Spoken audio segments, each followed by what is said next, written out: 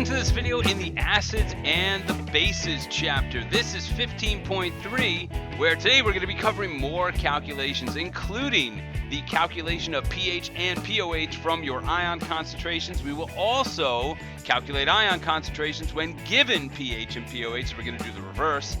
And we're also going to discuss what happens when your acid has multiple ionizable hydrogens on it and how that will affect your pH. So if you haven't already done so, please make sure you have printed out your companion worksheet and have a calculator handy. So without any further ado, let's get started. So before we get into the calculations, I wanted to dive a little bit into pH. And when you come into a chemistry class, from all the other science classes you have, everybody knows that the pH scale tells us acids from bases and gives us a rough idea on degree of acidity and degree of alkalinity, but no one really ever knows where that number came from and how it came about, and so I'm going to talk through it a little bit in the next section just so I can set up our calculations. Here is our chicken. Of course, I searched acid on Google, and this was the animated GIF that came up. So everybody knows that pH measures the strength of an acidic solution, but why it's called pH is because it comes from the French pouvoir hydrogen, which the kids tell me means to be able to, or to a power of hydrogen. So that is where we get the P and the H from. A power of hydrogen. If we look closely at what you all learned in grade school, you know that acids range anywhere from 0 to 6.9. And what we learned in our last lesson was that in an acidic solution, our hydrogen ion concentration will be greater than our hydroxide. Of course, bases will have a pH of 7.1 to 14. And of course, our hydroxide ion concentration will be greater than our hydrogen ion concentration. And then, of course, you have your neutral solutions with a pH of 7. That is where your hydrogen ion concentration will equal your hydroxide concentration. Okay, so now let's get into the numbers. The first thing we're going to cover is how to take a hydrogen ion concentration and turn it into a pH. And as you can see here on the left-hand side of the screen, it says that a pH value is actually derived via a calculation.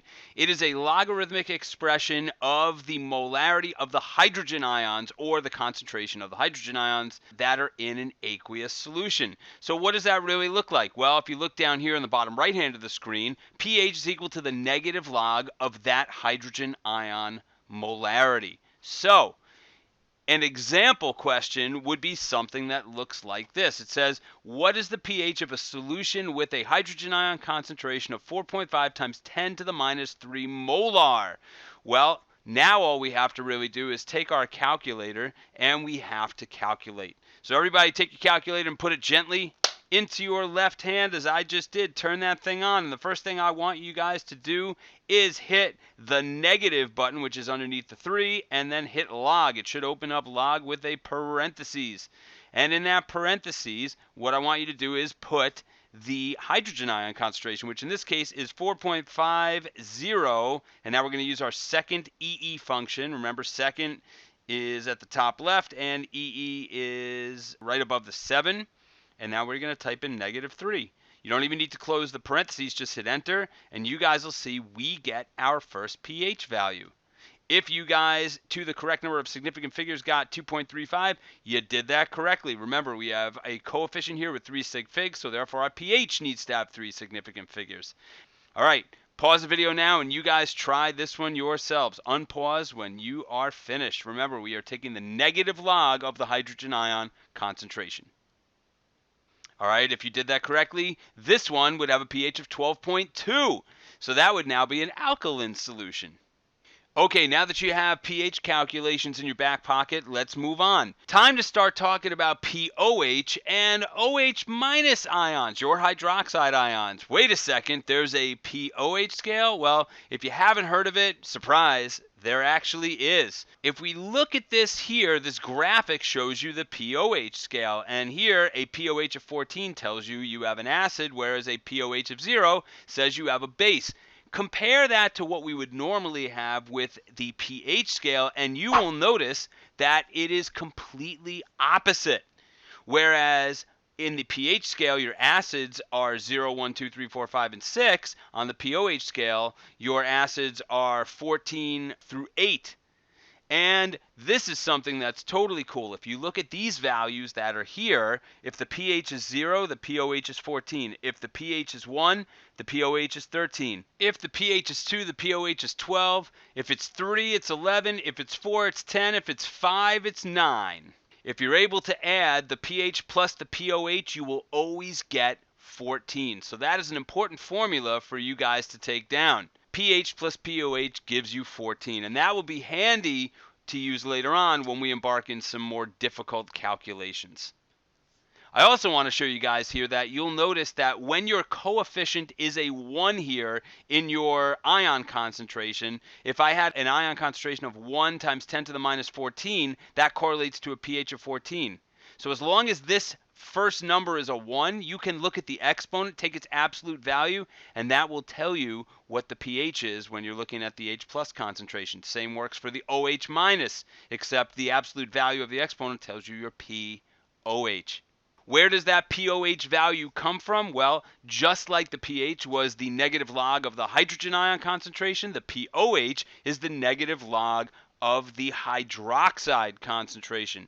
So everything you just did to derive and calculate a pH is going to be the same that you would do if you were given the OH concentration to get a POH.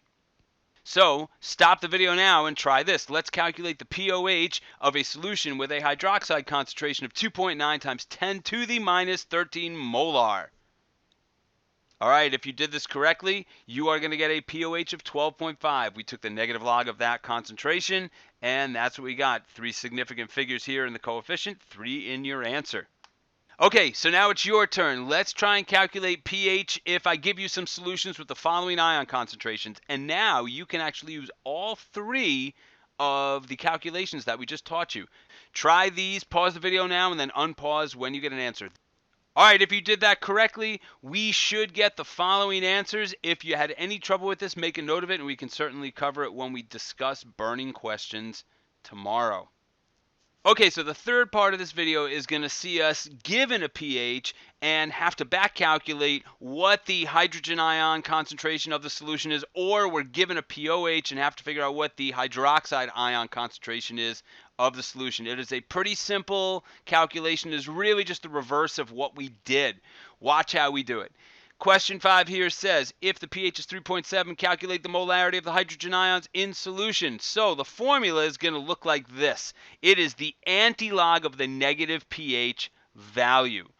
Or if we were trying to figure out hydroxide from POH, it would be the antilog of the negative POH value.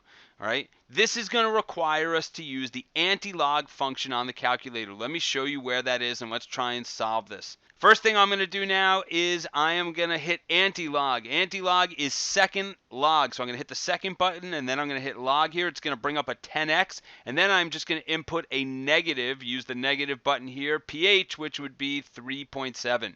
When I hit enter, that's going to give me a hydrogen ion concentration of 2.0 times 10 to the minus 4 molar. So this is just the opposite of what you did. Instead of doing the negative log of the hydrogen ion concentration, now we're doing the antilog of the negative pH. So it is just the inverse. Here's another one for you guys to try. Why don't you stop the video now and see if you can suss it out. Hit pause when you are ready for the answer. Okay, if you did this correctly, you should get a hydroxide ion concentration of 3.98 times 10 to the minus 4. Bravo to you if you did it right.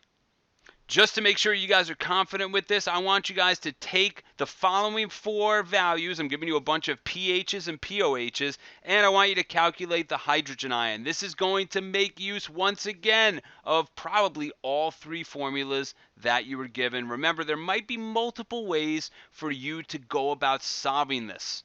So beware and make sure you mind your sig figs. Pause the video now, and then unpause when you're ready for the answer. Okay, if you guys did this correctly, this is what you should have gotten. Make a note if you got anything wrong. And once again, we can always hit it in the burning questions segment tomorrow. The last thing we're going to do in this video is give you a brain buster. Hence, our good buddy the monkey here who is thinking, and that is what you guys are going to have to do. Consider this question.